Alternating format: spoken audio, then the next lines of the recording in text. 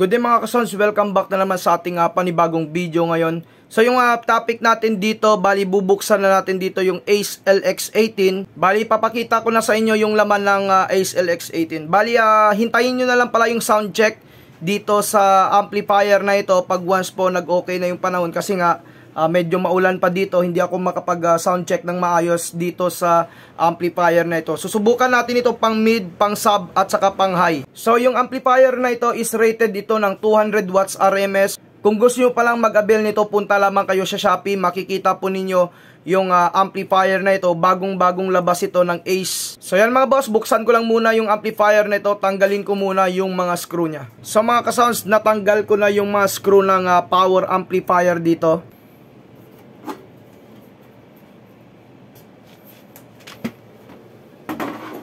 Ito yung laman ng Ace LX18 natin mga boss idol, no. Makikita po ninyo, meron po siya ditong 4 na kapasitor. Tapos po yung kanyang power transistor naman is 3 pairs ito. Magkabilaan po yan na 3 pairs, yung kanyang channel A at saka yung kanyang channel B.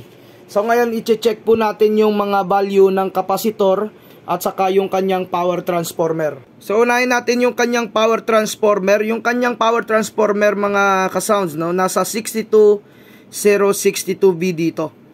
Tapos nasa ano siya, no, may nakalagay dito LX35 tapos 250 watts. Sa kapasitor naman bali 15,000 microfarad tapos 63 volts, no.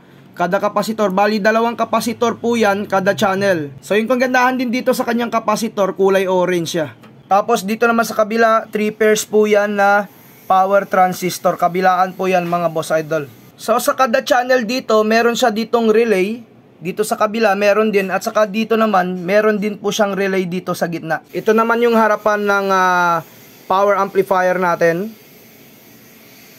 So ayan, baka may magsasabi na naman na malaki pa yung space. Normal lang yan mga boss idol. Sa halagang 5,800 na power amp, saan ka pa hahanap, no?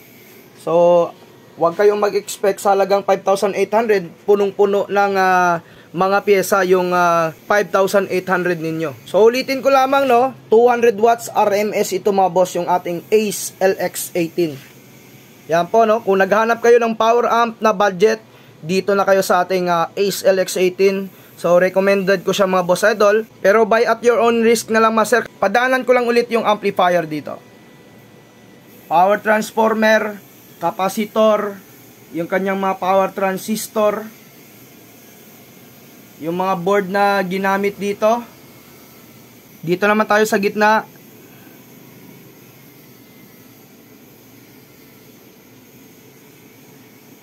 Puro THT na rin yung ginamit dito, walang halong SMD. Yan yung kanyang channel A. Tapos naman dito tayo sa channel B mga sir, no? Yan mga kasounds. So mga kasounds, hanggang dito na lang yung video topic natin. Sa mga bagong nag-subscribe, huwag nyo kalimutan na i-hit yung notification bell button para sa mga video updates natin na i-upload. Maraming salamat mga kasounds.